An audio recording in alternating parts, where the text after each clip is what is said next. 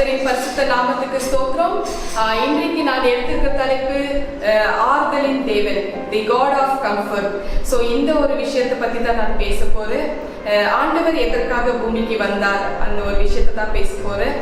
பேசுறதுக்கு முன்னாடி செய்திக்கு போறதுக்கு முன்னாடி ஒரு சின்ன ஜெபம் பண்ணுவோம். அன்பின் பரலோக தந்தையே, அப்பா ஆண்டவரே, இன்றைக்கு நான் எடுத்திருக்கிற தலைப்பு ஆறுதலின் தேவன் பற்றி. ஆண்டவரே, நீங்க ஆறுதல் கொடுக்க பூமிக்கு வந்திருக்கிறீங்கன்றது நாங்க அறிந்திருக்கிறோம் ஆண்டவரே. இன்னும் அதிகமா நாங்க தெரிஞ்சுக்கணும் ஆண்டவரே. ஆண்டவரே, நீங்க வந்த நோக்கம் என்ன நோக்கம்? நீங்க எதற்காக வந்தீங்க? தேவாதி தேவன் மனு உருவ கொண்டு ஏன் பூமிக்கு வரணும்? எதற்காக வரணும்? அந்த ஒரு விஷயத்தை கொண்டு ஆண்டவரே, வம்சத்துல இருக்கிற என்னை கொண்டு நீங்க பேசுங்க, நீங்க இடைப்பெறுங்க ஆவியானவரே. ஆண்டவரே, எந்த செய்தி வந்து எல்லா ஜனங்களுக்கு போய் சேரணும் ஆண்டவரே. நீங்க வந்த நோக்கத்தை எல்லா ஜனங்களும் புரிஞ்சுக்கணும் ஆண்டவரே. அந்த ஒரு தலைப்புல நான் இன்னைக்கு பேச போறேன். தேவன் ஆவியானவர் ஆறுதல் கொடுக்க மட்டுமே பூமிக்கு வந்தார் என்ற ஒரு தலைப்புல நான் பேச போறேன். ஆண்டவரே, எனக்கு நீங்க உதவி செய்யுங்க. ஆவியானவரே, நீங்க வாங்க, நீங்க இடம்பெறுங்க. எங்கள் ஆண்டவராகிய இயேசு கிறிஸ்து நாமத்தினாலே ஜெபிக்கிறேன் என் ஜீவனுள்ள நல்ல பிதாவே. ஆமென், ஆமென், ஆமென். Praise the Lord. ஆறுதலின் தேவன், காட் ஆஃப் கம்ஃபர்ட், இந்த ஒரு விஷயத்தை நான் பேச போறேன். ஆண்டவர் எதற்காக பூமிக்கு வந்தார்? எந்த நோக்கம்? சோ அவர் வந்து துயரப்பட்ட அனைவருக்கும் ஆறுதல் கொடுக்கத்தான் பூமிக்கு வந்தார். சோ மிக முக்கியமான ஒரு விஷயம் இதுதான். துயரப்பட்ட அனைவருக்கும், not one or two people, இந்த பூமியில வாழ்ற அனைவருக்கும், வேர்ல்டுல யாரெல்லாம் இருக்கிறாங்க அனைவருக்கும் அவர் ஆறுதலை கொடுக்கத்தான் பூமிக்கு வந்தார். இந்த துக்கத்துல, சோகத்துல, புலம்புற, அழுகிற, நோயினால் பாதிக்கப்பட்ட ஒவ்வொருத்தருக்கும், துயரப்பட்ட ஒவ்வொருத்தருக்கும் அவர் ஆறுதல் கொடுக்கத்தான் பூமிக்கு வந்தார். அவர் பண்ண காரியங்கள், அவரோட கரிசனைகள், அவரோட அன்பு ஆச்சரியமானது. ஸோ அவர் எதற்காக பூமிக்கு வந்தார்ன்ற ஒரு விஷயத்த இன்னைக்கு நம்ம புரிஞ்சுக்கலாம். இந்த பேப்டிசம் ஆயிட்ட பிறகு ஆண்டவர் 3 வருஷம் பண்ண ஊழியம், அது என்ன மாதிரி ஊழியம்ன்றது நம்ம தெரிஞ்சுக்கலாம். ஒவ்வொரு மனிதனுக்கும் அவர் ஆறுதல் பண்ணதான் பூமிக்கு இறங்கி வந்தார். அதனால வேதத்துல வந்து ஆண்டவரை பத்தி ஒரு வார்த்தைகள் இருக்கு. ஆண்டவரே, நாங்க எல்லாரும் உங்களோட களிமண், நாங்க உங்களால உருவாக்கப்பட்ட உங்களோட கையின் கிரியைகள். ஸோ ஆண்டவரே, நீங்க தான் எங்களோட பிதா. வாசிப்போம் ஏசாயா 64:8. அல்லேலூயா. எல்லாருக்கும் ஒரே தேவனும் பிதாவும் உண்டு. அவர் எல்லார் மேலும் எல்லாரோடும் உங்கள் எல்லாருக்குள்ளும் இருக்கிறவர். ஆமென், ஆமென். ஸோ இந்த மாதிரி என்னன்னாக்கா, தீமை செய்வர்களுக்கு, நன்மை செய்வர்களுக்கு அவர் வந்து சூரியனை பிரகாசம் செய்வாரு. அப்புறமா நீதி உள்ளவர்களுக்கும் அநீதி உள்ளவர்களுக்கும் அவர் மழையை வர வைக்கிறாரு. அவருக்கு வித்தியாசமே கிடையாது. இவங்க எல்லாம் இந்த மதத்துக்காரங்க கிறிஸ்டியன், இவங்களுக்கு மட்டும் சூரியனை நான் பிரகாசிக்கிறேன், இவங்க எல்லாம் அடுத்த மதத்துக்காரங்க, இவங்களுக்கு கொடுக்க மாட்டேன், அப்படியெல்லாம் பாரபட்சமே பார்க்க மாட்டார். அவருக்கு வித்தியாசமே கிடையாது. எல்லாருக்குமே ஒரே சூரியன், ஒரே மலையை கொடுக்கிற ஒரே தேவனா இருக்கிறார். அதோட ஆதார வசனம் மேத்யூ 5:45, 5ஆம் அதிகாரம் 45ஆம் வசனம் படிப்போம்.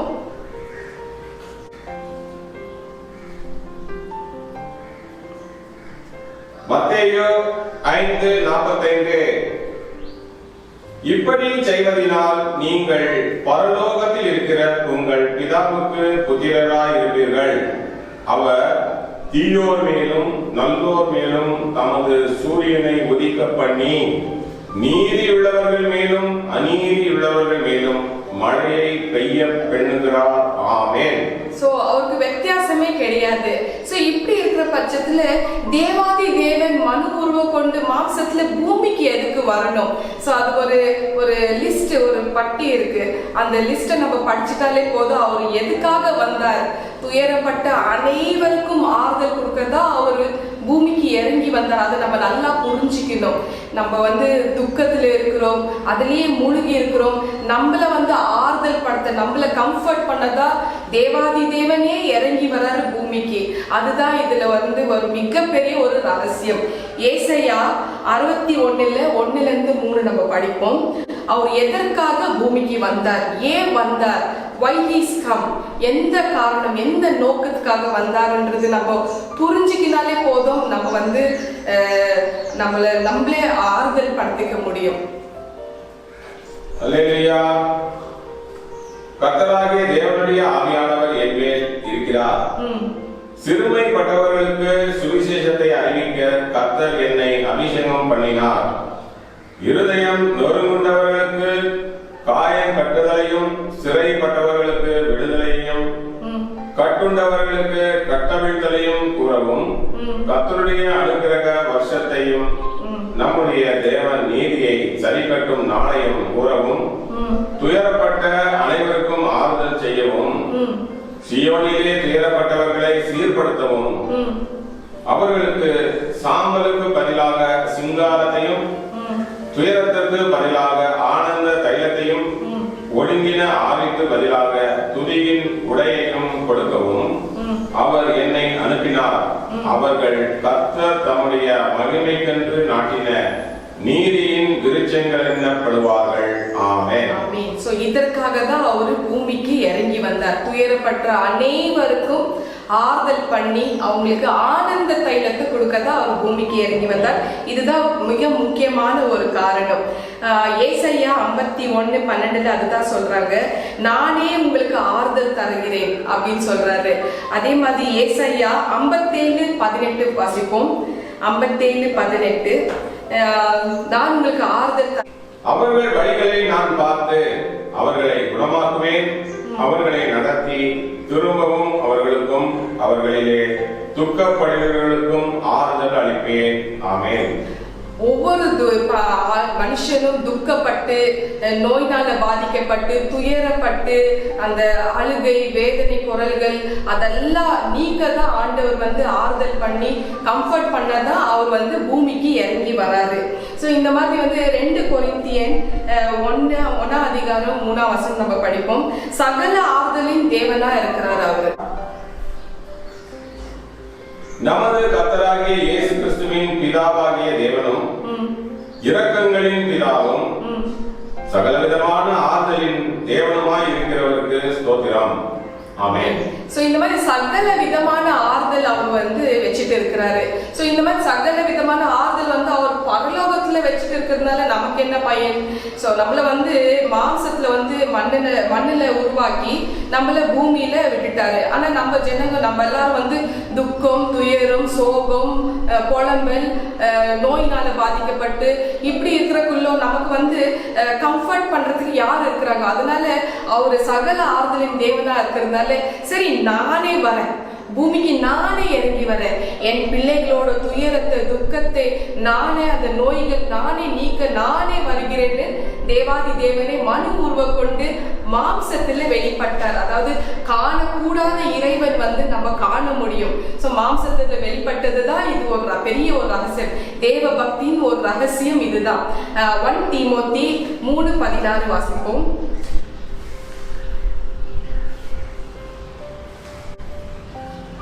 1 தீமோத்தி 3:16. அல்லேலூயா. அன்றியும் தேவ பக்திக்குரிய ரகசியமானது யாவரும் ஒப்புக்கொள்ளுகிறபடியே மகா மேன்மையுள்ளது. தேவன் மாம்சத்திலே வெளிப்பட்டார், ஆவியிலே நீதியுள்ளவர் என்று விளங்கப்பட்டார், தேவதூதர்களால் காணப்பட்டார், புற ஜாதிகளிடத்தில் பிரசங்கிக்கப்பட்டார், உலகத்திலே விசுவாசிக்கப்பட்டார், மகிமையிலே ஏறெடுத்துக் கொள்ளப்பட்டார். ஆமென். சோ இதுதான் தேவ பக்தியின் ஒரு ரகசியம். மாம்சத்துல வெளிப்பட்ட அந்த தேவன், அந்த தேவன் வரத்துக்கு முன்னாடி எப்படி இருந்தார் தெரியுமா? வேதம் சொல்லுது, வானம் அவருக்கு சிம்ஹாசனம், பூமி அவருக்கு பாதப்படி, வானத்தை பூமியை நிரப்புகிறவர் தேவன் தான். சோ அவ்வளோ பெரிய திரு உருவம் கொண்ட ஆண்டவர் வந்து எப்படி இறங்கி வரார் தெரியுமா? ஒரு ஏழை புவர் கார்பெண்டர் தச்சனோட மகனாக இறங்கி வரார். அதுதான் இதுல ஒரு மிகப்பெரிய ஒரு ரகசியம். அப்படி இறங்கி வர ஒரு தேவன் தான் நமக்கு வெளிப்பட்டார், மாம்சத்துல வெளிப்பட்டார். இவர் வரத்துக்கு முன்னாடி ஒரு 700 வருஷத்துக்கு முன்னாடியே ஏசாயான்ற ஒரு தீர்க்கதரிசிக்கு ஆண்டவர் முன் அறிவித்தார், இப்படி நான் வரப்போறேன்னு சொல்லிட்டு. அப்ப அந்த ஏசாயான்ற தீர்க்கதரிசி சொன்னாரா, ஜனங்க அவர் வர டைம்ல அந்த காலத்துல அவர் இம்மானுவேல்னு கூப்பிடுவாங்களா. இம்மானுவேலுக்கு அர்த்தம் என்ன தெரியுமா? தேவன் நம்மோடு இருக்கிறார், அவர் தான் இயேசு, அந்த மாதிரி பேரு. சோ அந்த இயேசு தான் மாம்சத்துல வெளிப்பட்டார். அதனால இயேசு சொல்றாரு, என்ன காண்கிறவன் காணக்கூடாத இறைவனை காணுவார் அப்படின்னு சொல்லிட்டு ஜான் 14:9 சொல்றாரு, என்னை காண்கிறவர் காணக்கூடாத இறைவனை காண்பார் அப்படின்னு. சோ ஜான் 10:30 நானும் காணக்கூடாத இறைவனும் ஒன்றுதான். we are just the same. வாசிப்போம் ஜான் 14. அல்லேலூயா. யோவான் 10:30 நானும் பிதாவும் ஒன்றாய் இருக்கிறோம் என்றார். ஆமென். we are just the same. நானும் அவரும் ஒன்றுதான். சோ அந்த மாதிரி அவர் மாம்சத்துல வெளிப்பட்டதால நம்மள காணக்கூடாத இறைவன் நம்மளால பார்க்க முடிஞ்சது. சோ அந்த மாதிரி இருக்கிறதுக்குள்ள அவர் 30ஆம் வயசுல தான் ஞானஸ்தானம் பெற்று 3 வருஷம் ஊழியம் பண்றாரு. அந்த 3 வருஷம் என்ன பண்ணாருன்றது நம்ம ஒரு ஷார்ட்டா ஒரு ரீகேப் பண்ணலாம். 3 வருஷத்துல அவர் என்னென்ன பண்ணியிருக்கிறாருன்னு சொல்லி, அவர் எந்த காரியங்கள் பண்ணாரு, அவர் எந்த நோக்கத்துக்காக வந்தாரு, நம்மள துயரத்துல இருந்து நோயில இருந்து விடுதலாக்க ஒரே ஒரு காரணத்துக்கு தான் அவர் வந்தாரு. சோ அந்த ஒரு வார்த்தைகள் நம்ம இப்போ பேச போறோம். ப்ராவர்ப்ஸ் 15:13 படி. நீதிமொழிகள் 15:13. அல்லேலூயா. மன மகிழ்ச்சி முகமலர்ச்சியை தரும், மனோ துக்கத்தினாலே ஆவி முறிந்து போகும். ஆமென். ஆமென். சோ அது எப்படின்னாக்கா, மனம் முறிவு ஆவியே முறிந்து ஒடிஞ்சு போகும். அந்த வார்த்தைகள் ஒடைய வைக்கும். சோ நம்மளோட எலும்பை உலரப்படுத்தும். சோ நம்ம ஆவி முறிந்து போகும். வேதம் அப்படித்தான் சொல்லுது. ப்ராவர்ப்ஸ் 17:22 மன முறிவு எலும்பை உலரப்படுத்தும். அதாவது your bones shall become dry. So உங்களுக்கு அந்த வாழ்வே இருக்காது. அந்த மாதிரி ஒரு வார்த்தைகள் அது நம்ம படிச்சா தெரியும். ப்ராவர்ப்ஸ் 17:22 படிப்போம். நீதிமொழிகள் 17:22. மன மகிழ்ச்சி நல்ல ஔஷதம், முறிந்த ஆவியோ எலும்புகளை உலர பண்ணும். ஆமென். சோ முறிந்த ஆவி எலும்புகளை ட்ரை ஆக்கிடும். அதாவது ஒரு சம்பவத்தை சொல்றேன். ஒரு நபர் ரொம்ப ராத்திரி பகலோ ரொம்ப நோயினால பாதிக்கப்பட்டார். அவருக்கு அவ்வளோ வலி, அவர் தாங்கவே முடியாது, அந்த மாதிரி ஒரு வலி. சரி, ஒரு நாள் போய் டாக்டர் கிட்ட ட்ரீட்மெண்ட் எடுக்க போனாரு. ரிப்போர்ட் வந்துடுது. டாக்டர் கூப்பிட்டு சொல்றாங்க, உங்க காலில் இருக்கிற எலும்புல ஒரு மூளைன்ற ஒரு பொருள் காஞ்சி போயிருக்குது, அதாவது ட்ரை ஆயிட்டு இருக்குது. அந்த ஒரு வலியினால நீங்க இரவோ பகலும் வேதனையில நீங்க துடிச்சிட்டு இருக்கிறீங்க. நீங்க இந்த வலியினாலேயே நீங்க செத்து போயிடுவீங்க, இறந்து போயிடுவீங்க. வேற வழியே இல்லை. there is no way, ஆப்ஷனே கிடையாது. நீங்க உயிரோட வாழவே முடியாது. அந்த மாதிரி ஒரு வார்த்தைகள் ஆவியே உள்ளத்தை ஒடிக்கும். ஆவியை முறிந்த ஆவியை எலும்பை உலகப்படுத்தும். ஸோ அது ட்ரை ஆக்கும். ஸோ அந்த மாதிரி ஒரு விஷயம் தான் நம்ம அந்த மாதிரி ஒரு விஷயத்துல ஜனங்க புது வாழ்க்கை வாழவே முடியாது. அந்த மாதிரி ஒரு நோக்கத்தோட சொல்ற ஜனங்களை பார்த்து ஆண்டவர் என்ன தெரியுமா சொல்றாரு? ப்ராவர்ப்ஸ் 12:25 படிப்போம். நீதிமொழிகள் 12:25. மனுஷனுடைய இருதயத்தில் உள்ள கவலை அதை ஒடுக்கும், நல்வார்த்தையோ அதை மகிழ்ச்சியாக்கும். ஆமென். நல்வார்த்தையோ அதை மகிழ்ச்சியாக்கும். நல்வார்த்தையோ அதுக்கு புஷ்டி கொடுக்கும், அதாவது ஸ்ட்ரென்த் கொடுக்கும். நல்வார்த்தையோ புது வாழ்வை கொடுக்கும். ஸோ அந்த மாதிரி நல்வார்த்தைகள் ஆண்டவர் பேச ஆரம்பிச்சாரு. இனிமையான வார்த்தைகள் உங்களோட ஆத்மாவை தேன்கூடு போல இருக்கும்னு சொல்றாரு. அது உங்களோட சரீரத்துக்கு ஔஷதமா இருக்கும் சொல்றாரு. ஸோ அந்த மாதிரி இனி இனிமையான வார்த்தைகள். ப்ராவர்ப்ஸ் 16:24. 16:24. அல்லேலூயா. இனிய சொற்கள் தேன்கூடு போல் ஆத்துமாவுக்கு மதுரமும் எலும்புகளுக்கு ஔஷதமும் ஆகும். ஆமென். சோ மாம்சத்துல வெளிப்பட்ட இந்த தேவகுமாரன் தான் இயேசுவின் தத் ஸ்வரூபமாகிய இயேசு, தேவனுடைய மகிமையின் தத் ஸ்வரூபமாகிய இயேசுதான் இந்த மாதிரி இனிமையான வார்த்தைகள் பேசினாரா. சோ இயேசுவோட இனிமையான வார்த்தைகள். சோ இந்த இனிமையான வார்த்தைகள் சரீரத்துக்கு ஔஷதமா இருக்கு, ஆத்மாக்கு மதுரமா இருக்கு. எவ்வளவு ஒரு உண்மை பாருங்க. இந்த சம்பவம் வந்து எங்க வீட்லயே நடந்திருக்குதுங்க. ஒரு கணவன் மனைவி வந்தாங்க வீட்டுக்கு. அந்த கணவனோ வந்து முது எலும்புல வந்து அவருக்கு அந்த முது எலும்புல இருக்கிற அந்த மூளை வந்து இன்ஃபெக்ஷன் ஆயிட்டு இருக்கு. அவ்வளோ வலி வேதனை. அவர் வந்து இப்படி போல தொங்கிட்டு தான் வருவார், கூண்டு போல தொங்கிட்டு தான் வருவார். அவரால் உட்கார முடியாது, எந்திக்க முடியாது, பழைய மாதிரி நடக்கவே முடியாது. அவர் போகாத ஆயுர்வேதிக் கிளினிக் இல்லை, எடுக்காத நாட்டு மருத்துவம் இல்லை, எதோ பண்ணாங்க. அவங்க இயேசு அறியாத ஒரு குடும்பத்துல பிறந்ததுனால எத்தனை கோயில் குளங்களை இறங்கி இருக்கிறாங்க. ஸோ அதெல்லாம் பண்ண பிறகு கடைசியா எங்க நித்திய ஜீவன் சபைக்கு தேடி வந்தாங்க. ஸோ அவங்களுக்கு என்ன பண்ண, நான் ஒண்ணுமே பண்ணலைங்க. இனிமையான வார்த்தைகள் அவருக்கு ஒரு புது வாழ்வை கொடுத்தது. இதெல்லாம் நமக்கு ஆண்டவராக இயேசு கிறிஸ்து டீச் பண்ணிட்டு போயிருக்கிறாரு. ஸோ அந்த இனிமையான வார்த்தைகள் நாங்க பேசி ஜபம் பண்ணி என்ன கொடுத்தது தெரியுமா? மெடிசன் எதுவுமே கொடுக்கல, எண்ணெயை, அதாவது ஒரு எண்ணெயை வந்து ஜபம் பண்ணி அவங்களுக்கு கொடுத்து அந்த முதுகுன்ற பகுதியில எங்க வலி நிறைய இருக்கோ அங்க வந்து தடவிட்டு இயேசு கிறிஸ்துவின் ரத்தம் ஜெயம்னு சொல்லி அந்த மனைவிக்கு சொன்ன அந்த ஒரு வார்த்தைகள். அவர் வந்து இப்ப வந்து கொஞ்சம் கொஞ்சமா அந்த வலி வேதனை இருந்து விடுதலை ஆயிட்டு வராரு. அவரை பார்த்து அவங்க குடும்பத்திலேயே வந்து ஈனாயமா கேவலமா பேச ஆரம்பிச்சாங்க. இந்த மாதிரி ஒரு ஆளுக்கா பெண்ணை கொடுத்துருக்கீங்க. ஸோ அந்த மாதிரி வார்த்தைகள் வந்து அந்த மனுஷனோட உள்ளம் உடைந்து போகிற ஒரு சூழ்நிலையில அந்த மாதிரி கடைசி நேரத்துல தான் அவங்க நம்ம கிட்ட தேடி வராங்க. உள்ளம் உடைந்து போயிருக்கு, அவங்களுக்கு என்னடா இப்படித்தானே நம்ம வாழ்க்கை போக போகுது. அந்த மாதிரி ஜனங்கள்கிட்ட வந்து நம்ம எப்படி பேசணும் தெரியுமா? இனிமையான வார்த்தைகள். இயேசு எப்படி பேசுறாரு? இனிமையான வார்த்தைகள் புது வாழ்வை கொடுக்கும், புது உற்சாகத்தை கொடுக்கும், புது ஸ்ட்ரென்த்தை கொடுக்கும். ஸோ அந்த மாதிரி ஒரு வார்த்தைகளை பேசி ஆண்டவர் வந்து அந்த வார்த்தை தான் மெடிசன் அந்த மாதிரி நமக்கு சொல்லி கொடுத்தாங்க. நீங்களும் அதை நீங்க ட்ரை பண்ணுங்க. ஸோ நிறைய ஜனங்கள் வந்து துயரப்பட்டு நோயினால் பாதிக்கப்படுறவங்களுக்கு வந்து இனிமையான நல் வார்த்தைகள் பேசி அவங்களுக்கு புது வாழ்வை நீங்க கொடுங்க. ஆத்மாவை நோக்கடிக்காதீங்க. ஸோ இந்த மாதிரி துயரப்பட்டு வாடி வர ஒவ்வொருத்தருக்கும் அவர் வந்து ஆறுதல் கொடுக்கதான் நல் வார்த்தைகளை அவர் பேசினாங்கன்னு சொல்லிட்டு வேதம் சொல்லுது. சரி, இப்போ வந்து நம்ம லூக்கா 7ஆம் அதிகாரத்துல 37, 38, 48, 50 நம்ம படிச்சா தெரியும். நீங்க லேட்டர் படிச்சுக்கங்க. லூக்கா 7ஆம் அதிகாரத்துல 37, 38, 48, 50ஆம் வசனம் நம்ம படிச்சா இந்த விஷயம் தெரிய வரும்.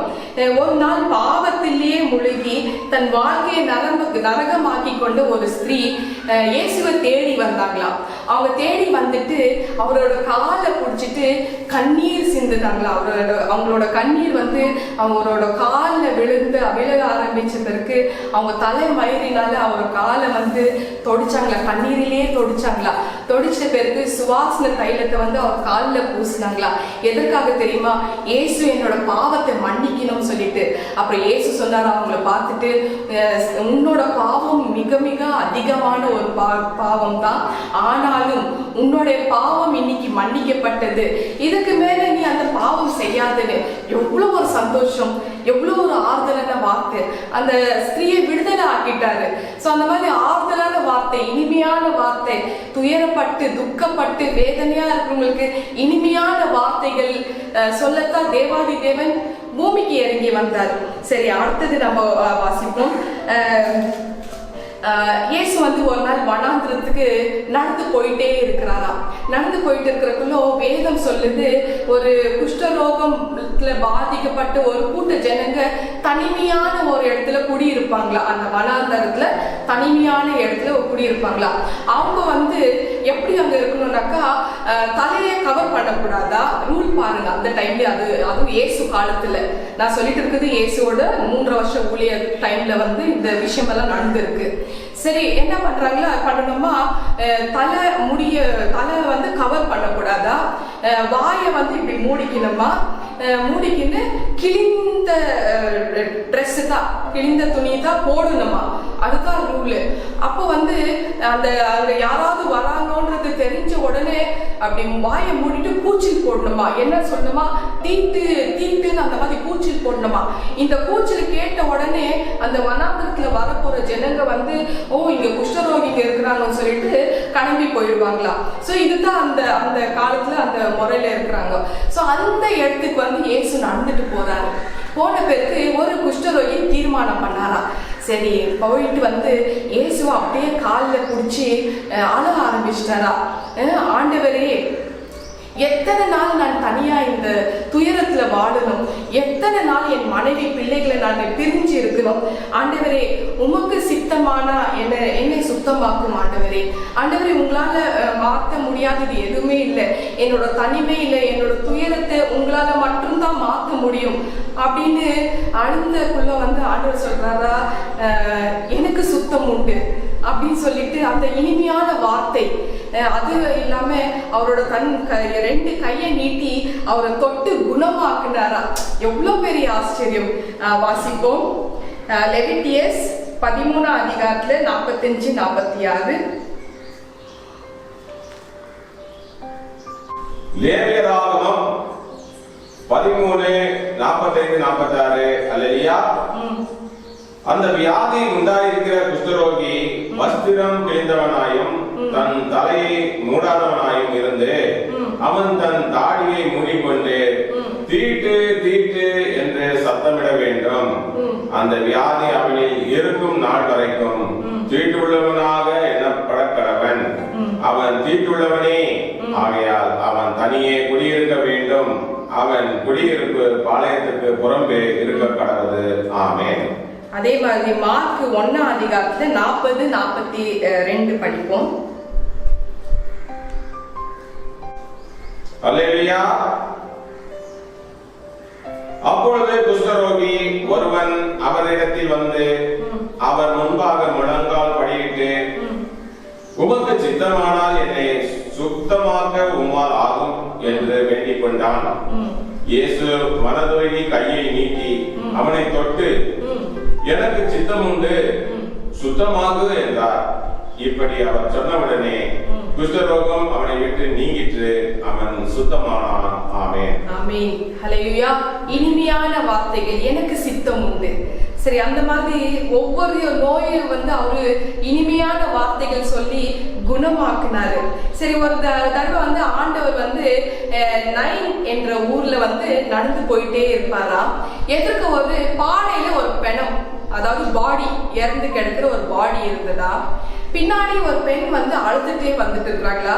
அவங்க பின்னாடி வந்து ஒரு கூட்ட ஜனங்க, அந்த ஊர் ஜனங்க கூட சேர்ந்து அழுதுட்டு வந்துட்டு இருக்கிறாங்களா. இயேசு வந்து திருப்பி பார்க்கிறாரா. அவரோட ஒரே ஒரு பார்வை, அக்னி ஜுவாலை போன்ற ஒரே ஒரு பார்வை அந்த ஸ்திரீயை பார்த்த உடனே, அந்த தாயை பார்த்த உடனே அவரோட உள்ளம் உடைஞ்சதான். நேரம் வந்து அந்த தாயை வந்து பார்த்த உடனே சொல்றாரு, அவர் பார்த்த உடனே ஒரே ஒரு பார்வை பார்த்த உடனே அந்த தாய் வந்து ஒரு விதவின்னு தெரிஞ்சுக்கினாரா. அவங்களுக்கு கணவனும் இல்லை, அவங்களுக்கு இருக்கிற ஒரே ஒரு மகன், அவனும் இப்ப இறந்து போயிருக்கிறாப்புல. ஸோ அதனால அவர் உள்ளம் உடைந்து ரொம்ப ஃபாஸ்டா வேகமா வந்து அந்த பாடையை நிறுத்தினாரா. நிறுத்துங்க, அந்த பாடையை நிறுத்துங்கன்னு சொல்லிட்டு அப்படி சொன்ன உடனே அவர் வந்து அந்த தாயை பார்த்து, நீங்க அழாதீங்க, நீங்க வந்து துக்கப்படாதீங்க, அழாதீங்க, விமன் வீப் நாட், அந்த மாதிரி நீங்க அழாதீங்க, உங்களோட துயரத்தை உங்களோட துக்கத்தை தீர்த்து வைக்கத்தான் நான் இன்றைக்கு இங்க வந்து இருக்கிறேன்றது வந்து ஒரு விஷயம் வந்து சொன்ன பிறகு அந்த மகன் உயிரோட எந்திரிச்சாரா. எவ்வளவு பெரிய ஆச்சரியம். இந்த வந்து நீங்க அப்புறம் படிச்சுக்கங்க. லூக்கா 7ஆம் அதிகாரத்துல 11ஆம் வசனத்துல இருந்து 23ஆம் வசனம் வரைக்கும் இருக்கு. சோ அந்த துக்கத்துல இருக்கிற தாய்க்கு வந்து ஒரு விடுதலை கொடுத்து உன் மகனை, இறந்த மகனை உயிரோட எழுப்பினாரா. ஸோ எவ்வளவு ஒரு நல்ல ஒரு ஆறுதல் படுத்துற ஒரு விஷயம். இதுதான் எனக்குங்க. நாங்க வந்து எனக்கு எனக்கு வந்து ஆண்டவர் வந்து என்ன பண்றாருனாக்கா ஒரு நபரை காமிச்சக்குள்ள அவங்களோட பாஸ்ட் பிரசன்ட் ஃபியூச்சர் அந்த ஒரே ஒரு பார்வையில என்னால வந்து ஊகிக்க முடியும். ஆவியானவர் இவர் இப்படிதான் இருந்தார், இப்படித்தான் இருக்க போறாரு, இதுக்கப்புறம் இப்படிதான் வாழ போறாரு வந்து எனக்கு தெரிய வைக்கிறாரு. ஸோ அந்த அக்னி ஜுவாலை போன்ற ஒரே ஒரு பார்வை நம்ம we have to receive that power from Holy Spirit. So அவர் நமக்கு உதவி செய்வார். ஸோ இந்த மாதிரி நல்ல விஷயத்துக்காக ஆண்டவர் வந்து பூமிக்கு இதுக்காக தான் வந்து இருக்கிறாரு. ஸோ அடுத்தது நம்ம பார்ப்போம், லாசர் என்றவர் வந்து இறந்து போவாரு. அவங்களோட சகோதரிகள் வந்து அழுதுட்டு இருக்கும், அவங்க கூட சேர்ந்து ஊர் ஜனங்கள்லாம் அழுதுட்டு இருப்பாங்க. அழுதுட்டு இருக்கிறக்குள்ள ஆண்டவர் வந்து வேதம் சொல்லுது அவர் தமக்குள்ள அழுந்தாருன்னு சொல்லிட்டு.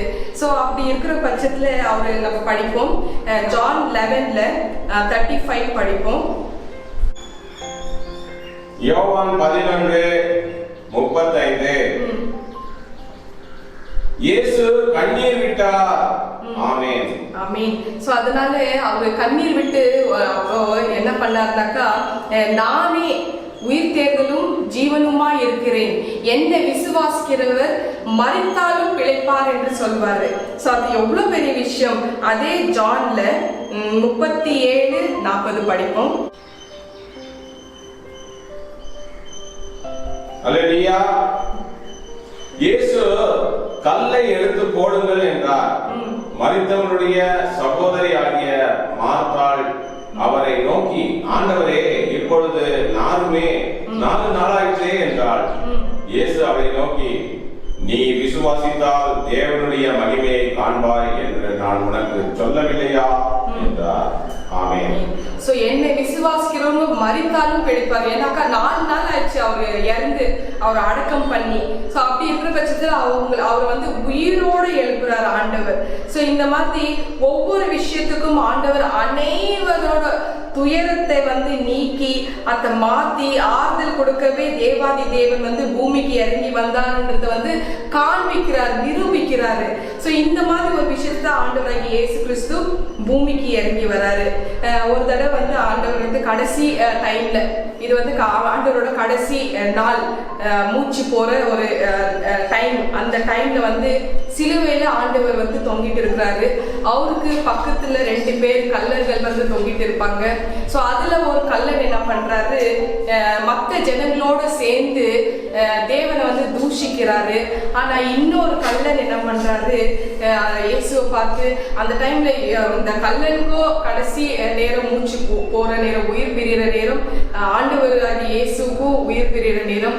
அந்த டைம்ல இந்த கல்லன் என்ன சொல்றாருனாக்கா, ஆண்டவரே உங்களுக்குள்ள ஏதோ ஒரு விசேஷம் இருக்கு, நீங்க வந்து உங்க தலைக்கு மேல இயேசு யூதர்களின் ராஜான்னு எழுதியிருக்கு, நீங்க நிச்சயமா ராஜா தான் நான் நம்புகிறேன், கண்டிப்பா ஒரு நாள் நீங்க வந்து உங்களுடைய அரசாட்சி வரும் என்று நான் விசுவாசிக்கிறேன், அப்படி உங்க ராஜ்யம் வரக்குள்ளோ ஆண்டவரே என்னை நீங்க நினைத்தரலும். அந்த மாதிரி ஒரு வார்த்தை கேட்கறக்குள்ளோ ஆண்டவர் சொல்றாரா, அவ்வளோ ஒரு நம்பிக்கை பாருங்க அந்த கல்லனுக்கு பாருங்க. அப்போ அந்த ஆண்டவர் வந்து அந்த கல்லனை பார்த்து சொல்றாரா, என் ராஜ்யத்துல நான் ராஜாவாக வர வரைக்கும் நீ காத்திருக்க வேண்டுமா, இன்றைக்கு நீ என்னோடு கூட பரதேசில் இருப்பாய். சோ அந்த கடைசி நேரம், உயிர் பிரிகிற நேரத்துல கூட பாருங்க ஆண்டவராகிய இயேசு கிறிஸ்து ஆறுதல் படுத்தின ஒரு வார்த்தைகள். லூக்கா 23:39 43 வரைக்கும் படிச்சீங்கன்னா உங்களுக்கு தெரியும். ஸோ இந்த மாதிரி விஷயமெல்லாம் நடந்திருக்கு. ஸோ அப்படி இருக்கிற பட்சத்துல கடைசி நேரத்துல வந்து அவர் ஆறுதலை படுத்துற ஒரு தேவனா இருக்கிறாரு. இப்படிதான் எனக்கும் வந்து 2019 ஜூலை 3ஆம் தேதி எனக்கு பிரெயின் டியூமர் சர்ஜரி நடந்தது. ஸோ அந்த டைம்ல வந்து எனக்கு என்ன நடந்ததுன்னே தெரியல. அதுக்கு முன்னாடி 2019 ஜூன் மாசம் வந்து என்னோட நிலைமை எப்படி இருக்குதுனாக்கா, அவ்வளோ ஒரு நரக வாழ்க்கையா இருந்தது. எனக்கு என்ன பண்றதுன்னு தெரியாது. ஸோ 2 குழந்தை அடுத்தடுத்து தான் இறந்து போறாங்க. என் மூத்த மகளுக்கு ஒரு முறை ஆப்ரேஷன் நடந்திருக்கு, ஓப்பன் ஹார்ட் சர்ஜரி, மறுபடியும் ஆப்ரேஷன் நடக்க போகுது. என் தலையில இவ்வளோ பெரிய டியூமர் கட்டி இருந்ததே எனக்கு தெரியாத பட்சத்துல அந்த வலி, வேதனை, அவ்வளோ துக்கம், அவ்வளோ நெருக்கடியான ஒரு வாழ்க்கை. நடந்து போக முடியல, போனா மயக்கமாய் உழுதுடுவேன் நானு. இந்த விஷயத்த என் மகளுக்கோ கண்ணனுக்கு சொல்ல முடியல, அவங்க துக்கப்படுவாங்கன்னு. என்ன பண்றதுன்னு தெரியாது, அவ்வளோ வலி வேதனை. 4-5 டேப்லெட் சாப்பிடுவேன், பெயின் கில்லர் டேப்லெட், வலி போகணும்னு. அவங்க இருக்கிறக்குள்ள அது போட்டுட்டு தான் நான் பேச ஆரம்பிப்பேன், சமையல் செய்வேன். 3 மணிக்கு எழுந்திரிச்சு துணியெல்லாம் துவைச்சு எல்லா வேலைகள்லாம் பண்ணிடுவேன். எனக்கு வந்து அந்த அளவுக்கு வந்து அந்த வலி எனக்கு கொடுத்துட்டு இருந்தது. எவ்வளோ பண்ணாலே வந்து ஜனங்க பார்க்கறக்குள்ளோ இவங்க நல்லா இருக்கிறவங்க மாதிரி சொல்லுவாங்க. ஆனால் உள்ளுக்குள்ள அவ்வளோ வலி வேதனை நான் வச்சுட்டு இருந்தேன். என் வாழ்க்கை வந்து ஒரு மாதிரி நரகமாக போயிட்டு இருந்துச்சு. நான் ஒரு நாள் டிசைட் பண்ண அந்த ஜூன் மாதத்துல நான் வந்து தற்கொலை பண்ணிக்கலாம், இதுக்கு அதுதான் ஒரே ஒரு வழி, இந்த வழி என்னால் தாங்க முடியலன்னு சொல்லிட்டு நான் போய் என்னோட வாழ்க்கையை நின்று பார்க்குறேன், தற்கொலை பண்ணிக்கணும். அந்த ஒரு சூழ்நிலையில கீழே நின்று பார்த்துட்டு இருக்கிறேன். போதும், இன்னி இந்த வாழ்க்கை முடிச்சுக்கலாம், இந்த வழியினால என்னால் வந்து மீண்டெடுக்கவே வரவே முடியாது. இந்த வழி படுற வேதனை, எனக்கு கொடுக்குற வேதனை. அடுத்தது என்னோட மகளுக்கு 2வது முறை ஓப்பன் ஹார்ட் சர்ஜரி நடக்க போது, அது என்ன ஆகுமோ ஏதாகுமோ எனக்கு தெரியாது. எதுவுமே என் கையில இல்லைங்க. அந்த அளவுக்கு துக்கப்பட்டு துயரப்பட்டு வேதனைப்பட்டு நான் கண்ணீரே வத்தி போச்சு எனக்கு. அப்படி இருக்கிற பட்சத்துல மயக்கமாயி உழுற நேரம் ஏதோ ஒரு பவர், ஏதோ ஒரு சக்தி அப்படியே என்னை நிறுத்தி இப்படி நிக்க வச்சது. எனக்கு தெளிவு வந்தது. அந்த குரல் இப்ப கூட என்கிட்ட கேட்டு இருக்குது, நான் உன்னை வாழ வைக்கிறேன், உன்னை வந்து உன் மகளை நான் கொடுக்குறேன், நீ வாழணும், இதுக்கு மேல நீ எனக்காக வாழணும். அந்த வார்த்தையை கேட்ட உடனே எனக்கு வந்து ஒரு மனசுல ஒரு ஆறுதல் வந்துச்சு. அடுத்த மாசம் ஜூலை 3ஆம் தேதி சர்ஜரி எனக்கு நடந்தது. என் மகளுக்கு அதே மாசம் 31ஆம் தேதி சர்ஜரி நடந்தது. என் மகளை என் கையில கொடுத்ததா. இப்ப நாங்க குடும்பத்தோட நாங்க நல்ல நிலைமையா சந்தோஷமா இருக்கிறோம், தேவனுக்காக ஊழியம் பண்ணிட்டு இருக்கிறோம். இந்த மாதிரி கடைசி நேரத்துல கூட ஆண்டவர் ஆறுதல் கொடுக்கிற ஒரே ஒரு தேவனா இருக்கிறாரு. சோ படுபவர் பாக்கியவான்கள், அவங்க நிச்சயமா ஆறுதல் அடைவாங்க. சோ அதனால நீங்க கவலையே படாதீங்க. நமக்கு ஆறுதல் கொடுக்கத்தான் தேவாதி தேவனே மனு உருவ கொண்டு பூமிக்கு இறங்கி வந்தாருன்றத வந்து நமக்கு காண்பிச்சிருக்கிறாரு. நம்ம வந்து தெரிஞ்சோ தெரியாமையோ பாவங்கள் செஞ்சிருக்கலாம். அந்த பாவத்தை வந்து அறிக்கை பண்ணி விட்டுடுங்க. நீங்க வந்து உங்களோட பாரத்தை வந்து மனசுலயே வச்சுட்டு இருக்காதீங்க. அந்த பாரத்தை இறக்கி வைங்க. நீங்க ஃப்ரீ ஆயிக்கீங்க. நீங்க வாழணும்ன்ற ஒரே ஒரு நோக்கத்துக்காகத்தான் சிலுவையில அறியப்பட்ட அவர் மரணம் அடைந்திருக்கிறாரு. சோ அப்படி இருக்கிற பட்சத்துல நீங்க எதுக்கு நீங்க துக்கப்பட்டு துயரப்பட்டு நோயினால நீங்க பாதிக்கப்படணும்? ஆண்டவர் வந்து கம்ஃபர்ட் பண்றதுக்கு ஆண்டவர் வந்து நமக்கு பூமிக்கு இறங்கி வந்திருக்கிறாரு, நமக்கு புது வாழ்வை கொடுத்திருக்கிறாரு. நம்பிக்கை விசுவாசத்தோட இருங்க. உங்களை நீங்க விடுதலை ஆக்கிக்கங்க. தேவாதி தேவன், ஆறுதல் தேவன், அவர் துயரப்படுபவர் எல்லாருக்குமே ஆறுதல் கொடுக்கதான் அவரு பூமிக்கு இறங்கி வந்தாரு. பிரேசில்ல வந்து ஒரு நபர், ஒரு மக்களால தேர்ந்தெடுக்கப்பட்ட ஒரு பிரசிடென்ட், அதுதான் ஃபர்ஸ்ட் டைம். ஸோ அந்த பிரசிடென்ட்டுக்கு வந்து ரொம்ப ஹோப் வச்சிருந்தாங்க ஜனங்க. இவரு தான் நம்மளை காப்பாற்றுவாரு, இவரு தான் நம்மளுக்கு ஆறுதல் கொடுக்குவாரு, இவரு தான் நம்மளுக்கு வந்து சந்தோஷம் கொடுக்குவாரு, நம்மளை சேவ் பண்றது இவரு தான் சொல்லி அவ்வளோ நம்பிக்கையோடு இருந்தாங்க அந்த ஜனங்க. பதவி எடுக்கிறதுக்கு முன்னாடியே அவர் வந்து ஹாஸ்பிட்டலைஸ்டு அட்மிட் ஆயிட்டாரு. அட்மிட் ஆயிட்டு அன்கான்சியஸ் ஆயிட்டாரு, கோமால வந்துட்டாரு. ஸோ ஜனங்க வந்து ஹாஸ்பிட்டல் வெளியில நின்று கூச்சல் போட ஆரம்பிச்சாங்களா, அவர் பேர் சொல்லி கூப்பிட்டாங்களா, கண் விழிங்க, நீங்க தான் எங்களை காப்பாற்றணும், நீங்க தான் எங்களை சேவ் பண்ணணும், நீங்க தான் எங்களை ஆறுதல் படுத்தணும்னு அந்த அளவுக்கு கூச்சல் போட்ட ஜனங்க கடைசியில் அந்த ஆள் கண்ணே முழிக்கலையா பாருங்க. ஸோ அந்த மாதிரி சிச்சுவேஷன்ல அவர் இறந்தே போயிடுறாங்க. ஸோ ரொம்ப கண்ணீரோட பாரத்தோட ஜனங்க வந்து ஒரு ஏமாற்றத்தோட போய் அவர் அடக்கம் செஞ்சுட்டு வந்தாங்களா. ஆனா நம்ம ஆண்டவராகிய இயேசு கிறிஸ்து அதே மரணத்தின் பாதையில போனாரு. அப்படி போயும் அவர் என்ன சொல்றாருனாக்கா, நான் இறந்தேன், ஆனா நான் இப்போ உயிரோட இருக்கிறேன். எதுக்கு தெரியுமா? உங்களோட துக்கத்தை துயரத்தை மாத்தணும். I am a living God. நான் வந்து ஒரு நாளும் நான் வந்து சாக மாட்டேன். ஆனா நான் இறந்துட்டு நான் இப்போ உயிரோட இருக்கிறேன். உங்களோட துயரத்தை மாத்துறதுக்காகத்தான், உங்களை ஆறுதல் படுத்துறதுக்காகத்தான். வாசிப்போம் ரெவல்யூஷன் 1st சாப்டர்ல 17 to 19 வரைக்கும். Revolution 1st chapter. வெளிப்படுத்தல் விசேஷம் 1:17 முதல் 19 வரை. நான் அவரை கண்டபோது செத்தவனை போல அவருடைய பாதத்தில் விழுந்தேன். அப்பொழுது அவர் தம்முடைய வலது கரத்தை என் மேல் வைத்து என்னை நோக்கி, பயப்படாதே, நான் முந்தினவரும் பிந்தினவரும் உயிருள்ளவருமாயிருக்கிறேன். மரித்தேன், ஆனாலும் ஆமென். ஆமென். நான் மரணத்திற்கும் பாதாளத்திற்கும் உரிய திறவுகோல்களை உடையவராய் இருக்கிறேன். நீ கண்டவைகளையும் இருக்கிறவைகளையும் இவைகளுக்கு பின் சம்பவிப்பவைகளையும் எழுது. ஆமென். சோ அவர் மரித்தாலும் அவர் உயிரோட இருக்கிறாரு. அதனால நீங்க கவலையே படாதீங்க. உங்களோட துயரங்களை மாத்திற்கு வந்த ஒரே ஒரு தேவன் ஆண்டவராகிய இயேசு கிறிஸ்து தான். எதுக்கு நம்மளுக்கு துயரங்கள் வருது, எதுக்கு நம்மளுக்கு வந்து துக்கங்கள் வருது நம்ம வாழ்க்கையில, அதை நீங்க கவனிச்சு பார்த்துருக்கீங்களா? யாராவது கவனிச்சு பார்த்துருக்கீங்களா? எதுக்கு உங்களுக்கு துயரங்கள், துக்கங்கள், சோகங்கள், அழுகை எதுக்கு வருது? ஏன் புலம்புறீங்க?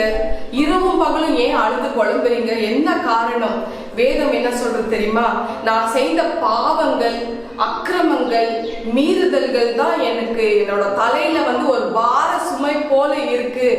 சோ அது வந்து என்னை இரவும் பகலும் என்னை வந்து துக்கத்தோட புலம்ப வச்சுட்டே இருக்கு. சோ அந்த துக்கத்தை என்னால எப்படி மாத்த முடியுதுன்னு எனக்கே தெரியல. என் துக்கம் என் கண்ணு முன்னாடி அப்படியே வந்து நிக்குது. அந்த மாதிரி வேதத்துல அப்படி சொல்லியிருக்கு. சோ நம்ம செய்யற பாவங்கள், அக்கிரமங்கள், மீறுதல் தான் இந்த துயரங்கள், துக்கத்துக்கு உண்டான மூல காரணம். வாசிப்போம். சங்கீதம் 38ல 4ஆம் வசனம், 6ஆம் வசனம், 17ஆம் வசனம். 38. என் அக்கிரமங்கள் என் தலைக்கு மேலாக பெருகிற்று, அவைகள் பார சுமையை போல என்னால் தாங்கக்கூடாத பாரமாயிற்று. ஆமென். 6ஆம் வசனம். நான் வேதனைப்பட்டு ஒடுங்கினேன், நாள் முழுவதும் துக்கப்பட்டு திரிகிறேன். ஆமென். 17ஆம் வசனம். நான் தடுமாறி விழ ஏதுவாய் இருக்கிறேன், என் துக்கம் எப்பொழுதும் என் முன்பாக இருக்கிறது.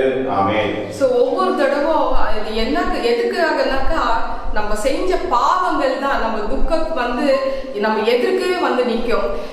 நீங்க தெரிஞ்சோ தெரியாம செய்யற பாவங்கள் வந்து நீங்க மேல்நோட்டுக்கு ஜனங்களுக்கு வந்து நான் பாவம் செய்யலன்னு சொல்லானா உங்க உள் மனசாட்சி உங்களை கடிந்து கொண்டே இருக்கும். நீங்க பண்ண பாவம் தேவனுக்கு தெரியும். வாசிப்போம். 1 John 3:20. 1 யோவான் 3:20. நம்முடைய இருதயமே நம்மை குற்றவாளியாக தீர்க்குமானால் தேவன் நம்முடைய இருதயத்திலும் பெரியவராய் இருந்து சகலத்தையும் அறிந்திருக்கிறார். ஆமென். சோ இந்த மாதிரி தேவனுக்கு எல்லாமே தெரியும். அதனால ஒரே ஒரு விஷயம் நீங்க பண்ணுங்க, பாவ அறிக்கை பண்ணி விடுதலாயிடுங்க. இப்ப பாருங்க, ஒரு சகோதரர் வந்து நம்ம வீட்டுக்கு வந்தாரு. அவரு பேசிட்டே இருந்தாரு, நான் நல்ல பிசினஸ் செஞ்சேன், எனக்கு வந்து நல்ல மாதிரி நான் இருந்தேன்.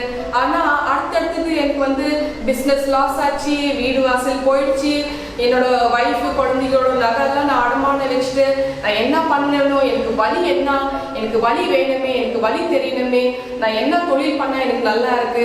ஸோ அந்த மாதிரி இருக்கிற ஒரு சகோதரனுக்கு நான் எப்படி பேசுனேன்னாக்கா, அவருக்கு ஆறுதல் கொடுக்குற வார்த்தைகளை நான் பேசுறேன்.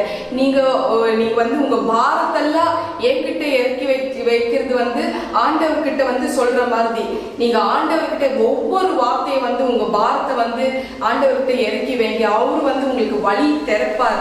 ஸோ அப்படி சொன்ன பிறகு அவருக்கு அவ்வளோ ஆறுதலாகி அடுத்த நாளே வந்து குடும்பத்தோட வந்து ஞானஸ்தானம் எடுத்து அவர் வந்து சொல்லிட்டு போன கடைசி வார்த்தை என்ன தெரியுமா? என் பாரத்தெல்லாம் இறக்கி வச்ச மாதிரி இருக்கு.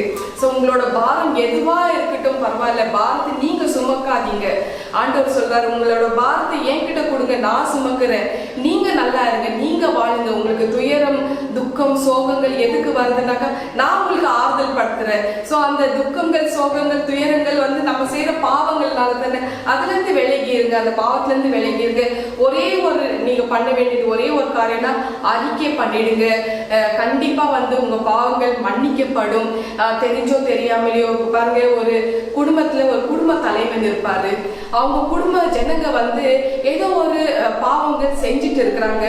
அந்த பாவங்கள் நீங்க செய்யக்கூடாதுன்றது வந்து அந்த குடும்ப தலைவன் சொல்லிட்டு அதை வந்து கவனிக்காம விட்டுட்டாரு. அவளை வந்து ஸ்ட்ராங்கா வந்து நீங்க பண்ணக்கூடாதுன்னு வந்து ஸ்ட்ரிக்டாலாம் ஒன்றும் சொல்லல. ஸோ அந்த மாதிரி இருக்கிற பட்சத்துல வந்து ஆஃப்டர் 16-17 இயர்ஸ் ஆயிட்ட பிறகு ஆவியானவர் உணர்த்துறாரு, இந்த குடும்பத்துல இந்த பாவம் செஞ்சிருக்கிற இந்த குடும்ப ஜனங்களை வந்து நீ ஏன் கடிந்து கொள்ளல, அந்த டைம்ல பைபிளை ஏன் நீ கேட்கல? ஸோ அந்த கேட்காத பட்சத்துல அந்த வார்த்தைகள் வந்து அந்த பாவத்துல நானும் ஒரு பங்கா இருக்கிறேன்ற ஒரு துக்கம் அந்த குடும்ப தலைவனுக்கு வந்த பிறகு, ஸோ அந்த தலைவனுக்கு உண்டான ஆறுதல் வார்த்தை என்ன நம்ம சொல்றாரு, அந்த குறிப்பிட்ட ஒரு விஷயத்துக்கு வந்து கன்ஃபெஸ் பண்ணணும். ஒவ்வொரு விஷயத்த வந்து நம்ம வாயினால அறிக்கை பண்ணணும். மொத்தமே வந்து நம்ம பாவம் எல்லாம் நான் பாவம் செஞ்ச மன்னிச்சிடுங்க அப்படி இல்லை. ஒவ்வொரு விஷயத்துக்கும் வந்து அர்த்தங்கள் இருக்குது. பெரிய பாவம், மிகப்பெரிய பாவம், சின்ன பாவம் எது இருந்தாலும் வாயினால நம்ம ஒவ்வொரு விஷயத்த நம்ம அறிக்கை பண்ண பிறகு நம்ம வந்து விடுதலை ஆயிடுவோம். ஸோ அதுல இருந்து இந்த பாரத்துல இருந்து நீங்க விடுதலை ஆயிடுங்க. உங்க உள்ளம் வந்து கலங்கக்கூடாது, துக்கத்தோட நீங்க நாள் முழுக்க இருக்கக்கூடாது. அதுல இருந்து வெளியில வாங்க. அந்த துயரம், துக்கம் உங்க கண்ணுக்கு முன்னாடி வந்து நிக்க கூடாதுன்ற ஒரே ஒரு நோக்கத்துக்காகத்தான் ஆண்டவராகிய இயேசு கிறிஸ்து உங்க குற்றத்தை வெளிப்படுத்தி நீ அதுல இருந்து விடுதலை ஆயிக்க என் மகனே, உனக்கு நான் ஆறுதல் கொடுக்க நான் வந்திருக்கிறேன், ஒரு நாளும் உன்னுடைய ஆத்மாவை நான் நரகத்துக்கு அனுப்ப மாட்டேன்னு வாக்குத்தத்தம் கொடுத்திருக்கிறாரு. அந்த வாக்குத்தத்தம் படிப்போம். சங்கீதம் 49:15. ஆனாலும் தேவன் என் ஆத்துமாவை பாதாளத்தின் வல்லமைக்கு தப்புவித்து மீட்பார், அவர் என்னை ஏற்றுக்கொள்வார். சோ கண்டிப்பா அந்த குடும்ப தலைவனை ஏத்துப்பாரு. அதே மாதிரி நம்மள எல்லாரும் ஏத்துப்பாரு. நம்ம தெரிஞ்சோ தெரியாமலோ நம்ம குடும்பம் பண்ணிக்கிற பாவத்துல நம்ம ஒரு பங்கா இருந்தாலே பரவாயில்ல, அது வந்து நம்ம ஆண்டவர் வந்து நம்ம வெளிப்படுத்தி சொன்ன பிறகு, நம்ம வந்து தெரிஞ்சிட்ட பிறகு, நம்ம அந்த விஷயத்துக்கு வந்து பாவ அறிக்கை பண்ண பிறகு நம்ம ஆத்மா வந்து பாதாளத்துல தப்ப வைப்பாரு. அறிக்கை பண்ணி விட்டுட்டு உங்க பாரத்துல இருந்து நீங்க விலகி வந்து ஃப்ரீ ஆயிக்கங்க, விடுதலை ஆயிக்கங்க. உங்களை நம்மள எல்லாரும் விடுதலை கொடுக்கறதுக்கு தான் ஆண்டவராகிய இயேசு கிறிஸ்து மனு உருவ கொண்டு பூமிக்கே இறங்கி வந்தாரு. ஸோ ஒவ்வொருத்தரையும் அவர் வந்து கம்ஃபர்ட் பண்ணதா தேவாதி தேவனே வந்தாரு, மாம்சத்துல வெளிப்பட்டு வந்தாரு. The commission given to him by God என்னன்னாக்கா, go and heal whole world, எல்லா ஜனங்களை ஹீல் பண்ணு, go and comfort all broken hearted people. Bible total பைபிள்லயே அதுதான் சொல்லியிருக்கு, heal all the people and comfort all broken hearted people ன்னு சொல்லிட்டு. So அந்த ஒரு விஷயத்துக்காகத்தான் உலகத்துல அனைவருக்கும், ஒவ்வொருத்தரும் கிடையாது, அனைவருக்கும் ஆறுதல் படுத்ததா தேவாதி தேவனே பூமிக்கு இறங்கி வந்தார், மனு உருவ கொண்டு பூமிக்கு இறங்கி வந்தார். ஸோ இந்த செய்தியை கேட்ட எல்லாருக்குமே தெரிஞ்சிருக்கும் ஆண்டவராகிய இயேசு கிறிஸ்து எதுக்காக பூமிக்கு வந்தாருன்றது. நம்மள ஆறுதல் படுத்த, நம்மள விடுதலாக்க, நம்மளோட துயரத்துல இருந்து துக்கத்துல இருந்து விடுதலாக்கி நமக்கு ஆனந்த தைலத்தை கொடுக்கத்தான் அவரு வந்திருக்கிறாரு. நல் வார்த்தைகள் பேசுங்க, ஆத்மா முறிகிற மாதிரி பேசாதீங்க. நோயினால் பாதிக்கப்பட்டவங்களுக்கு உங்களோட வார்த்தைகள் தான் ஔஷதமா இருக்குங்க. ஸோ அவங்கள வந்து உடைஞ்சி போற மாதிரி பேசாதீங்க.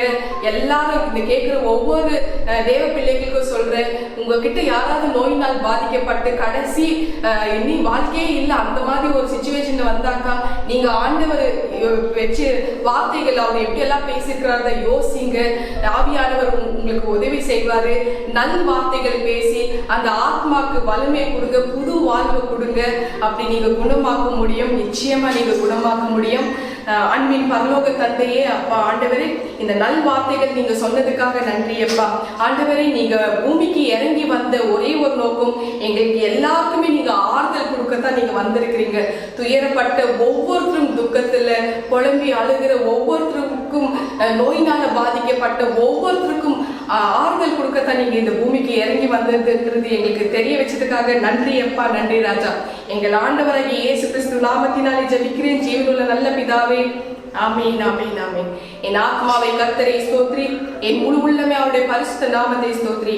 என் ஆத்மாவை கர்த்தரை ஸ்தோத்ரி, கர்த்தர் செய்த சகல உபகாரங்கள் மறவாதே. ஆமீன், ஆமீன், ஆமீன். இயேசுவின் ரத்தம் ஜெயம், இயேசுவின் ரத்தம் ஜெயம், இயேசுவின் கல்வாரி ரத்தம் ஜெயம். இயேசுவின் நாமத்தினால் ஜெபிக்கிறேன் ஜீவனுள்ள நல்ல பிதாவே. ஆமீன், ஆமீன், ஆமீன். நம் கர்த்தராகிய இயேசு கிறிஸ்துவின் கிருபையும் பிதாவாகிய தேவனுடைய அன்பும் பரிசுத்த ஆவியானவரின் அந்யோன்ய ஐக்கியமும் நம் எல்லோரும் கூட சதா காலம் இருப்பதாக. ஆமீன். ஹல்லேலூயா. Praise the Lord.